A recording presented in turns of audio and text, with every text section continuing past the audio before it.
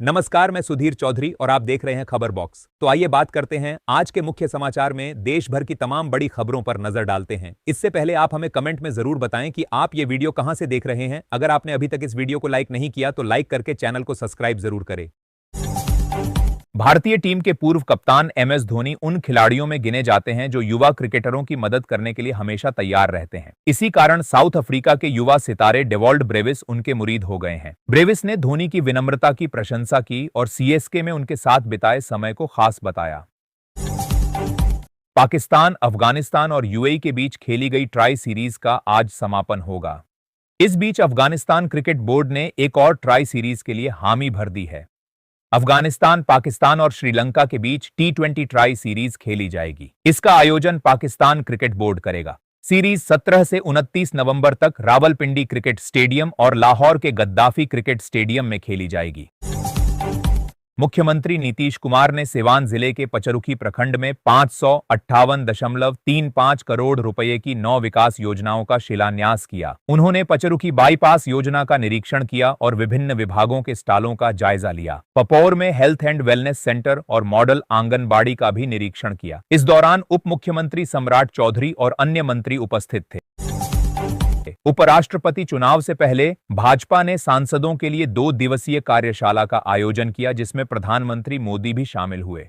कार्यशाला में 2047 तक विकसित भारत और सोशल मीडिया का असरदार इस्तेमाल जैसे विषयों पर चर्चा हुई। सांसदों को संसद सत्र की तैयारी और संसदीय नियमों का प्रशिक्षण दिया गया। दूसरे दिन उपराष्ट्रपति चुनाव पर ध्यान केंद्रित किया जाएगा।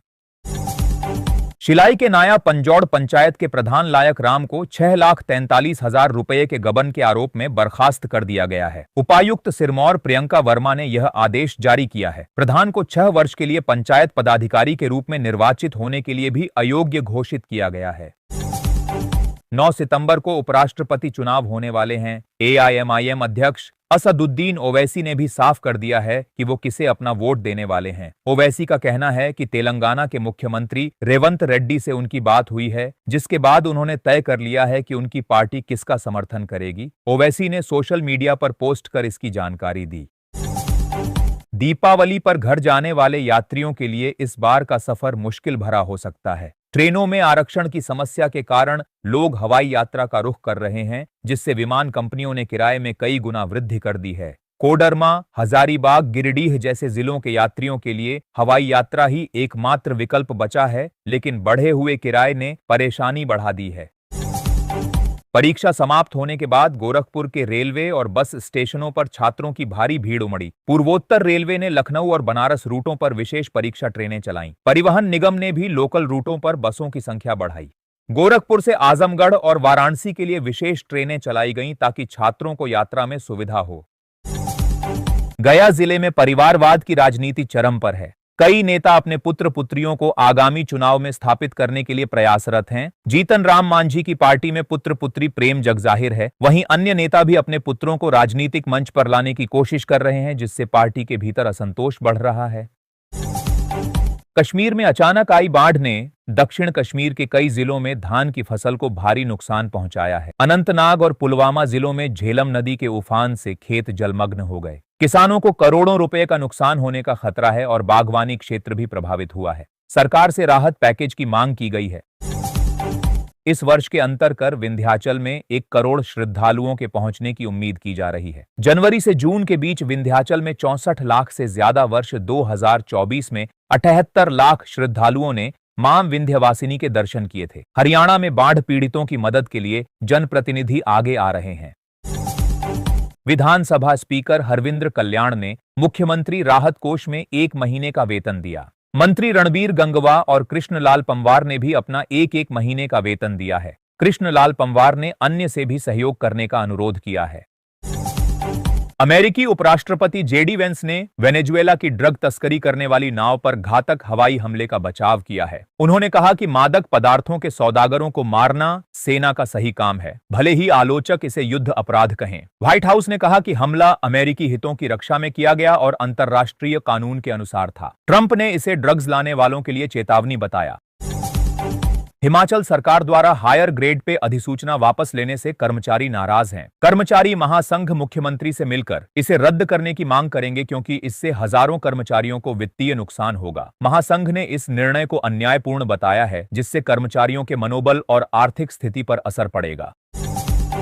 दरभंगा के केवटी में एनडीए कार्यकर्ता सम्मेलन में भाजपा प्रदेश अध्यक्ष दिलीप जायसवाल ने कहा कि डबल इंजन सरकार में विकास हो रहा है। उन्होंने सड़क, बिजली, पानी जैसी सुविधाओं का जिक्र किया। वक्ताओं ने कार्यकर्ताओं से एनडीए सरकार की योजनाओं को घर घर तक पहुंचाने का आह्वान किया। साथ ही विपक्षी दलों की अभद्र भाषा की निंदा की।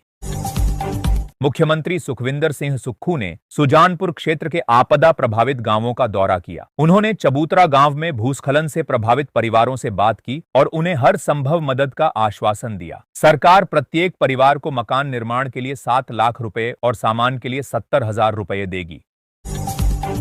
बलरामपुर में प्रधानमंत्री सूर्य घर मुफ्त बिजली योजना से लोगों को लाभ मिल रहा है। उपभोक्ता अपने घरों की छतों पर सोलर पैनल लगाकर बिजली बना रहे हैं, जिससे उन्हें बिजली बिल में छूट मिल रही है। अब तक 350 से अधिक परिवारों को इसका फायदा हुआ है। इस योजना के तहत 300 यूनिट तक मुफ्त बिजली मिलती है और सोलर पैनल लगाने पर सब्सिडी भी मिलती है। त्रिस्तरीय पंचायत चुनाव की तैयारियां जोरों पर हैं। मतदाता सूची में कई फर्जी और दोहरे नाम शामिल हो सकते हैं। निर्वाचक नामावली वृहद पुनरीक्षण 2025 के तहत बीएलओ घर घर जाकर सत्यापन का कार्य कर रहे हैं। राज्य निर्वाचन आयोग के निर्देश पर जिला निर्वाचन कार्यालय ने तहसील के तहत 25,000 संभावित डुप्लीकेट मतदाताओं की सूची सौंपी है। दिल्ली की भाजपा सरकार ने पंजाब में बाढ़ पीड़ितों के लिए राहत सामग्री भेजी है। मुख्यमंत्री रेखा गुप्ता ने 52 ट्रकों को रवाना किया और जल्द सामान्य होने की कामना की। इससे पहले दिल्ली सरकार ने पंजाब मुख्यमंत्री राहत कोष में 5 करोड़ रुपए की सहयोग राशि देने का भी निर्णय लिया था। प्रधानमंत्री नरेंद्र मोदी 9 सितंबर को पंजाब के बाढ़ प्रभावित इलाकों का दौरा करेंगे। बहुजन समाज पार्टी की राष्ट्रीय अध्यक्ष मायावती ने अमेरिका द्वारा भारत लगाए गए टैरिफ को लेकर कहा कि इससे सही से निपटने के लिए भारत सरकार व सत्ताधारी पार्टी भाजपा को देशहित का ध्यान रखते हुए अपनी नीतियों व कार्यक्रमों में ठोस सुधारवादी रवैया अपनाना होगा। डीघल गांव की छात्रा मुस्कान ने रोबोटिक्स तकनीक से ड्रोन बनाकर अपने गांव का नाम रोशन किया। नोएडा की शारदा यूनिवर्सिटी में बीटेक की छात्रा मुस्कान का गांव में भव्य स्वागत हुआ। मुस्कान वैज्ञानिक बनकर देश की सेवा करना चाहती है और कृषि, रक्षा जैसे क्षेत्रों के लिए रोबोटिक्स प्रोजेक्ट बनाना चाहती है। ग्रामीणों ने उनकी इस उपलब्धि को प्रेरणादायक बताया। चंडीगढ़ जीबीटी टीचर भर्ती 2025 के लिए department of education Chandigarh administration की ओर से परीक्षा तिथि की घोषणा कर दी गई है। साझा की गई डिटेल के मुताबिक इस भर्ती के लिए परीक्षा का आयोजन 5 अक्टूबर को करवाया जाएगा, जिसके लिए आवेदनकर्ताओं के एडमिट कार्ड 30 सितंबर को जारी किए जाएंगे। हरियाणा कांग्रेस अध्यक्ष पद के लिए कई नेता दौड़ में हैं। पार्टी जातिगत समीकरणों को साधने के लिए जिलाध्यक्षों की राय लेगी। राहुल गांधी ने जिलाध्यक्षों को महत्व देने की बात कही है। जिला कार्यकारिणी के गठन के बाद प्रदेश अध्यक्ष का चुनाव होगा। मौजूदा प्रदेश अध्यक्ष उदय भान ने कहा कि जल्द ही नाम की घोषणा होगी और राहुल गांधी इस प्रक्रिया पर नजर रख रहे हैं। दिल्ली में यमुना का जलस्तर घटने से जनजीवन सामान्य होने लगा है। कश्मीरी गेट के पास मोनेस्ट्री मार्केट खुल गया है और लोग अपने घरों की सफाई में जुट गए हैं। हालांकि निचले इलाकों में अभी भी जलभराव की समस्या है और राहत शिविरों में रह रहे लोगों को घर लौटने में समय लगेगा। यमुना का जलस्तर जल्द ही खतरे के निशान से नीचे आने की उम्मीद है। रोहतक में एमडीयू और एम्स के शोध ने एंटीबायोटिक दवाओं के अंधाधुंध इस्तेमाल के खतरों को उजागर किया है। शोध में पाया गया कि एंटीबायोटिक दवाओं का असर बैक्टीरिया पर कम हो रहा है, जिससे गंभीर बीमारियां हो सकती हैं। एंटीबायोटिक प्रतिरोधक क्षमता बढ़ने का कारण जीवन शैली और खानपान में बदलाव है, इसलिए दवाओं का इस्तेमाल सावधानी से करें। छत्तीसगढ़ में बाढ़ की स्थिति को देखते हुए मध्य प्रदेश के मुख्यमंत्री डॉक्टर मोहन यादव ने 5 करोड़ रुपए की आर्थिक सहायता और राहत सामग्री से भरी एक ट्रेन भेजकर मदद का हाथ बढ़ाया है। मुख्यमंत्री डॉक्टर यादव ने कहा कि पड़ोसी राज्य की मदद करना हमारा कर्तव्य है और मध्य प्रदेश सरकार हर संकट में छत्तीसगढ़ के साथ खड़ी है। उन्होंने हर संभव मदद का आश्वासन दिया है। बिहार विधानसभा चुनाव के नजदीक आते ही राजनीतिक दलों में सीटों के बंटवारे को लेकर रस्साकशी तेज हो गई है। महागठबंधन में रालोजपा और जामुमो के शामिल होने से अब कुल 8 दल हो गए हैं, जिससे सीटों का बंटवारा और भी मुश्किल हो गया है। वहीं एनडीए में भी चिराग पासवान और जीतन राम मांझी की मांगों के कारण स्थिति चुनौतीपूर्ण बनी हुई है। दिल्ली एनसीआर समेत देश भर में कचरे से बिजली बनाने वाले प्लांट्स पर अब प्रदूषण के 6 मानकों की निगरानी होगी। केंद्रीय प्रदूषण नियंत्रण बोर्ड ने 3 महीने में रियल टाइम मॉनिटरिंग का फ्रेमवर्क तैयार करने के निर्देश दिए हैं। इससे प्रदूषण के स्तर में बढ़ोतरी का तुरंत पता चल सकेगा और उसे रोकने के उपाय किए जा सकेंगे। हरियाणा में भारी बारिश के कारण फसल को हुए नुकसान के बाद 1,69,738 किसानों ने मुआवजे के लिए ई क्षतिपूर्ति पोर्टल पर आवेदन किया है, जिसमें 9,96,001 एकड़ भूमि पंजीकृत है। मुख्यमंत्री नायब सिंह सैनी राहत कार्यों की निगरानी कर रहे हैं। सरकार ने नुकसान का आकलन करने और प्रभावित परिवारों को वित्तीय सहायता प्रदान करने के लिए कदम उठाए हैं। प्रधानमंत्री नरेंद्र मोदी 9 सितंबर को हिमाचल प्रदेश का दौरा करेंगे। वह बारिश और भूस्खलन से हुए नुकसान का हवाई सर्वेक्षण करेंगे और धर्मशाला में एक उच्च स्तरीय बैठक में स्थिति की समीक्षा करेंगे। केंद्र सरकार की टीमें नुकसान का आकलन कर रही हैं। नेता प्रतिपक्ष जयराम ठाकुर ने राज्य सरकार पर राहत कार्य में धीमी गति का आरोप लगाया। जम्मू कश्मीर के उप मुख्यमंत्री सुरिंदर चौधरी ने बाढ़ और भूस्खलन पीड़ितों के पुनर्वास के लिए 5-5 मरले के प्लॉट देने की घोषणा की है। अखनूर के परगवाल में दौराकर उन्होंने भूवैज्ञानिक ऑडिट की आवश्यकता बताई। प्रभावितों को उचित स्थान पर प्लॉट दिए जाएंगे, जिसके लिए भूविज्ञान विभाग जांच करेगा। मंत्री सतीश शर्मा ने हर संभव मदद का आश्वासन दिया और नेशनल कॉन्फ्रेंस ने राहत पहुंचाने की अपील की। अदानी समूह 2031 से 32 तक बिजली क्षेत्र में $60 अरब का निवेश करेगा, जिसमें नवीकरणीय ऊर्जा उत्पादन, ट्रांसमिशन और डिस्ट्रीब्यूशन शामिल है। अदानी पावर 2029 से 30 तक नवीकरणीय ऊर्जा क्षमता को 50 गीगावाट तक बढ़ाने के लिए $21 अरब का निवेश करेगा। ट्रांसमिशन और डिस्ट्रीब्यूशन क्षमता बढ़ाने के लिए $17 अरब का निवेश होगा। राहुल गांधी की वोटर अधिकार यात्रा ने बिहार की राजनीति में हलचल मचा दी है। राजद को अपनी रणनीति बदलने पर मजबूर होना पड़ा है। तेजस्वी यादव, जो पहले अगड़ा पिछड़ा की बात करते थे, अब समावेशी राजनीति की ओर लौट रहे हैं। कांग्रेस की सक्रियता से राजद चिंतित है, क्योंकि राहुल की यात्रा से कांग्रेसियों में उत्साह जगा है। टीटी अनिवार्यता मामले में शिक्षक संघ ने सरकार पर दबाव बनाने की तैयारी कर ली है। संघ नियम कानूनों में संशोधन की मांग करेगा, ताकि पुरानी सेवा शर्तों के अनुसार शिक्षकों की नौकरी जारी रहे और प्रोन्नति मिले। नियुक्ति के समय टीटी अनिवार्य नहीं था, तो अब नहीं होना चाहिए। संघ कानूनी विकल्पों पर भी विचार कर रहा है। वित्त मंत्री निर्मला सीतारमण ने कहा है कि सरकार रुपये पर नजर रख रही है, क्योंकि डॉलर के मुकाबले कई अन्य मुद्राएं भी कमजोर हुई हैं। रुपये में गिरावट का मुख्य कारण डॉलर की मजबूती है, अन्य मुद्राओं के मुकाबले नहीं। शुक्रवार को रुपया 88.09 के स्तर पर बंद हुआ, जो इंट्राडे में 88.38 के निचले स्तर तक पहुंचा था। हिमाचल प्रदेश के कुल्लू में भूस्खलन में मारे गए 3 कश्मीरी मजदूरों के शव पूरे सम्मान के साथ श्रीनगर लाए गए। जम्मू और कश्मीर छात्र संघ के हस्तक्षेप के बाद शवों को हवाई मार्ग से लाया गया। हिमाचल प्रदेश सरकार ने परिवहन का खर्च वहन किया, जबकि जम्मू कश्मीर सरकार ने एम्बुलेंस प्रदान की। छात्र संघ ने दोनों सरकारों के प्रति आभार व्यक्त किया।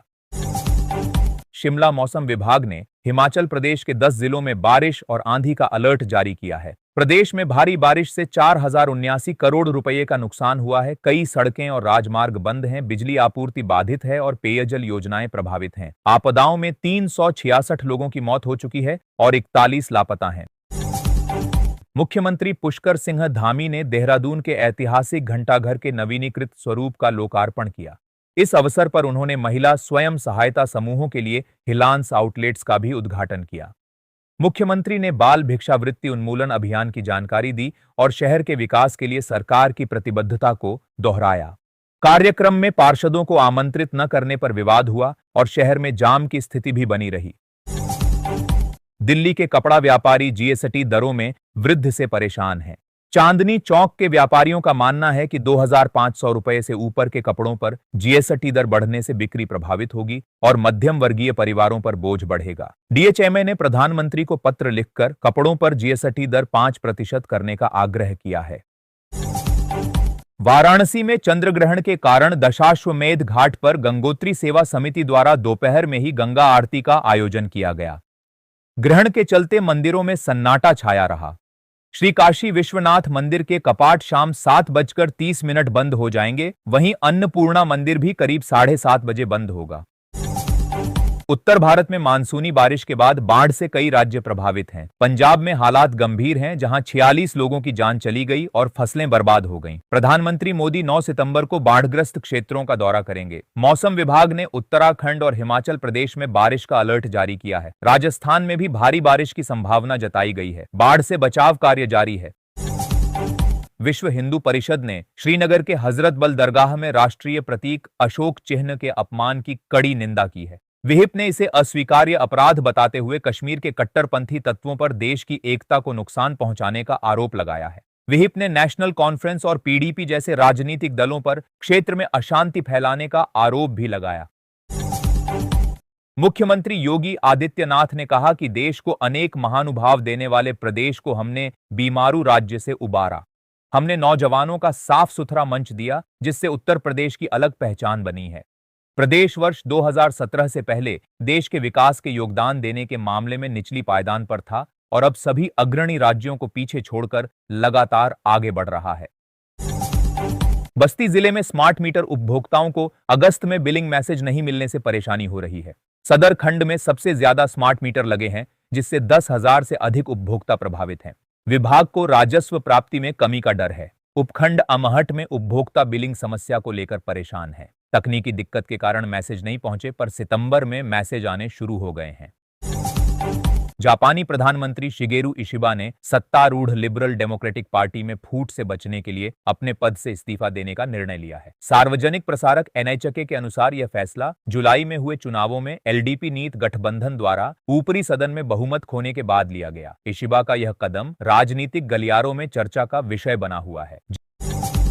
जम्मू कश्मीर के हजरत बल दरगाह पर लगे अशोक चिन्ह को तोड़ने के मामले में पुलिस ने 26 लोगों को हिरासत में लिया है। केंद्रीय मंत्री किरण रिजिजू ने इस घटना की आलोचना करते हुए कहा कि हजरत बल दरगाह शांति का प्रतीक है और यहां राष्ट्रीय प्रतीक का अपमान निंदनीय है। उन्होंने यह बात जम्मू कश्मीर वक्फ बोर्ड की अध्यक्ष डॉक्टर दरक्षण अंद्राबी के ट्वीट के जवाब में कही। जम्मू कश्मीर भाजपा ने श्रीनगर के हजरत बल दरगाह में राष्ट्रीय प्रतीक के अपमान की कड़ी निंदा की है। पार्टी ने इसे शांति भंग करने का प्रयास बताया है और दोषियों के खिलाफ सख्त कार्रवाई की मांग की। भाजपा का कहना है कि यह घटना कश्मीर में चरमपंथी भावनाओं को भड़काने की साजिश है। सुनील सेठी ने इसे राजनीतिक चाल करार दिया और राष्ट्रीय प्रतीकों का राजनीतिकरण न करने की चेतावनी दी। गाजियाबाद में डेंगू और मलेरिया का प्रकोप बढ़ रहा है, जहां 24 घंटे में 5-5 नए मामले सामने आए हैं। स्वास्थ्य विभाग ने संवेदनशील क्षेत्रों में लार्वा ढूंढने और बुखार की जांच के लिए अभियान चलाया है। सीएमओ ने लापरवाही पर सख्त कार्रवाई की चेतावनी दी है। अस्पतालों में डेंगू और मलेरिया के इलाज के लिए बेड आरक्षित किए गए हैं और जांच मुफ्त की जा रही है। पूर्वी चंपारण जिले में शिक्षा के अधिकार अधिनियम के तहत 1014 छात्रों का निजी स्कूलों में नामांकन हुआ है। 2 चरणों में 1116 अभिभावकों ने आवेदन किया था, जिनमें से 1109 बच्चे योग्य पाए गए। चकिया और हरसिद्धि में सर्वाधिक नामांकन हुए। सरकार इन नामांकित बच्चों की फीस भरेगी, जिससे उन्हें गुणवत्तापूर्ण शिक्षा मिल सके। वाराणसी में गंगा का जलस्तर लगातार बढ़ रहा है, जिससे वरुणा नदी में पलट प्रवाह शुरू हो गया है। तटवर्ती क्षेत्रों के लोग पलायन कर रहे हैं। जलस्तर में वृद्धि के कारण नौका संचालन पर प्रतिबंध लग सकता है। केंद्रीय जल आयोग के अनुसार जलस्तर 3 सेंटीमीटर प्रति घंटे की गति से बढ़ रहा है। गोरखपुर एम्स समेत 6 संस्थानों ने मनोभ्रंश पर एक शोध शुरू किया है, जिसमें 1800 नागरिक भाग ले रहे हैं। इस शोध का उद्देश्य मनोभ्रंश की शुरुआत को रोकना या देरी करना है। नागरिकों को 3 श्रेणियों में बांटकर अध्ययन किया जाएगा, जिसके निष्कर्षों के आधार पर देशव्यापी अभियान चलाया जाएगा। गाजियाबाद के पांडव नगर में आवारा कुत्तों के आतंक से लोग परेशान हैं। निवासियों का कहना है कि कॉलोनी में 40 से 45 कुत्ते घूमते रहते हैं, जिससे बच्चों और बुजुर्गों का बाहर निकलना मुश्किल हो गया है। शिकायत के बावजूद नगर निगम ने कोई कार्रवाई नहीं की है। लोग डर के साए में जीने को मजबूर हैं और निगम से तत्काल समाधान की मांग कर रहे हैं।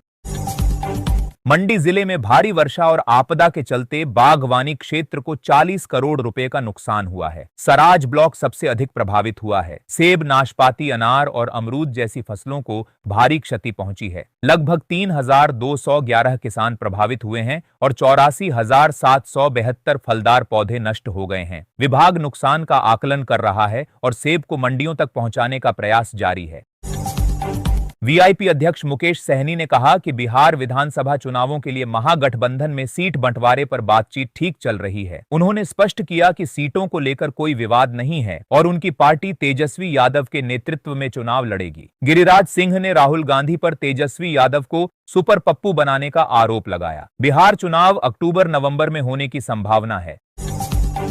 जिले में परिवहन सुविधा को बेहतर बनाने के लिए 5 नई बसें शुरू की गई हैं। 4 बसें महाराजगंज फरेंदा मार्ग पर चलेंगी, जिससे यात्रियों को सुविधा होगी। निचलौल चूठा होते हुए गोरखपुर के लिए भी एक नई बस सेवा शुरू की गई है। एआरएम सर्वजीत वर्मा ने बताया कि शासन परिवहन निगम की सेवाओं को लगातार बेहतर करने का प्रयास कर रहा है।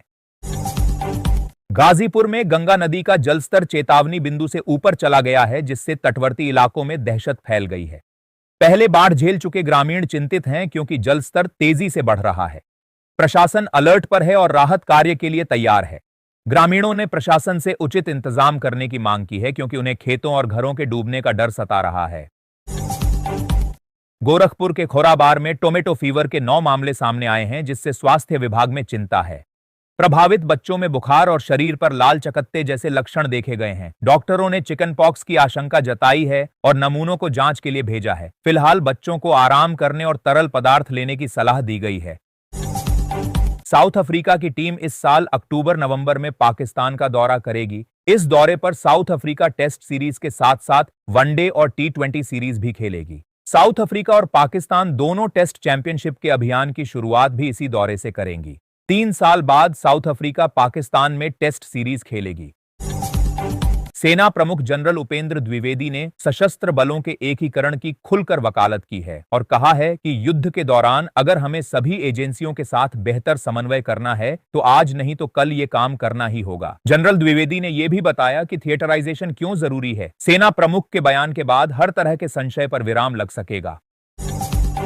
भाजपा सांसदों की 2 दिवसीय कार्यशाला रविवार को संसद परिसर में शुरू होगी, जहां प्रधानमंत्री नरेंद्र मोदी को जीएसटी सुधारों के लिए सम्मानित किए जाने की संभावना है। कार्यशाला की योजना कई दिन पहले बनाई गई थी। पीएम मोदी भी इसमें भाग ले सकते हैं। सूत्रों ने बताया कि नए जीएसटी स्लैब के लिए सांसदों द्वारा प्रधानमंत्री का सम्मान किए जाने की संभावना है। केंद्रीय कृषि मंत्री शिवराज सिंह चौहान ने कहा कि जीएसटी में सुधारों का सबसे ज्यादा लाभ किसानों को होगा। नए स्लैब से विशेषकर छोटे और मझोले किसान लाभान्वित होंगे। शनिवार को भोपाल में पत्रकारों से बातचीत करते शिवराज सिंह ने स्पष्ट किया कि भारतीय किसानों की कीमत पर कृषि उपज आयात के संबंध में अमेरिका के साथ कोई समझौता नहीं किया जाएगा। अमेरिका के राष्ट्रपति डोनाल्ड ट्रंप ने प्रधानमंत्री नरेंद्र मोदी को अपना दोस्त और एक महान प्रधानमंत्री बताया, जिसके जवाब में पीएम मोदी ने ट्रंप को धन्यवाद दिया और भारत अमेरिका को वैश्विक साझेदार बताया। पीएम मोदी ने ट्रंप की भावनाओं की सराहना की और कहा कि भारत और अमेरिका के बीच रणनीतिक साझेदारी है। गुजरात के मुख्यमंत्री भूपेंद्र पटेल ने राज्य के सर्वश्रेष्ठ शिक्षक पुरस्कार विजेताओं को एक विशेष उपहार दिया है। अब इन शिक्षकों को राज्य परिवहन की बसों में आजीवन मुफ्त यात्रा करने की सुविधा मिलेगी। राज्य और राष्ट्रीय स्तर के लगभग 957 पुरस्कार विजेता शिक्षकों को इससे लाभ होगा। मुख्यमंत्री ने शिक्षक दिवस पर शिक्षकों से संवाद करते हुए यह ऐलान किया और उनके योगदान की सराहना की। रूसी राष्ट्रपति व्लादिमीर पुतिन और चीनी राष्ट्रपति शी चिनफिंग ने बीजिंग में अमरता की प्राप्ति के लिए जैव प्रौद्योगिकी के उपयोग पर चर्चा की। पुतिन ने अंग प्रत्यारोपण के माध्यम से हमेशा जवान रहने का सुझाव दिया, जिस पर विशेषज्ञों ने सवाल उठाए हैं। उनका कहना है कि अंग एक दुर्लभ चिकित्सा संसाधन है और बार-बार प्रत्यारोपण मुश्किल हो सकता है। दीर्घायु के अन्य तरीकों पर भी चर्चा की गई है। मेरठ में एक रबर कारोबारी साइबर ठगी का शिकार हो गया। ठगों ने सिविल डिफेंस अधिकारी बन 12,70,000 का सामान मंगवाया और भुगतान नहीं किया। पीड़ित ने साइबर क्राइम थाने में रिपोर्ट दर्ज कराई है। इंचौली, मवाना खुर्द और लोहिया नगर के निवासियों के खातों से भी अनाधिकृत रूप से पैसे निकाले गए हैं। हरियाणा के मुख्यमंत्री नायब सिंह सैनी ने पंजाब और हिमाचल प्रदेश में बाढ़ पीड़ितों के लिए 25 ट्रक राहत सामग्री भेजी। उन्होंने अंबाला, कुरुक्षेत्र और फतेहाबाद के बाढ़ग्रस्त इलाकों का दौरा किया। नायब सैनी ने कहा कि हरियाणा सरकार पड़ोसी धर्म निभाते हुए प्रभावित राज्यों की मदद कर रही है। ई क्षतिपूर्ति पोर्टल पर किसानों को फसल नुकसान का मुआवजा मिलेगा। गाजियाबाद में रविवार को दोपहर में हुई तेज बारिश के बाद तापमान में गिरावट दर्ज की गई, जिससे उमस भरी गर्मी से राहत मिली। मौसम विभाग के अनुसार अगले 2 दिनों तक आसमान में बादल छाए रहेंगे और हल्की बारिश की संभावना है। न्यूनतम तापमान 27 डिग्री सेल्सियस और अधिकतम तापमान 31 डिग्री सेल्सियस दर्ज किया गया। हवा अधिकतम 13 किलोमीटर प्रति घंटे की रफ्तार से चली।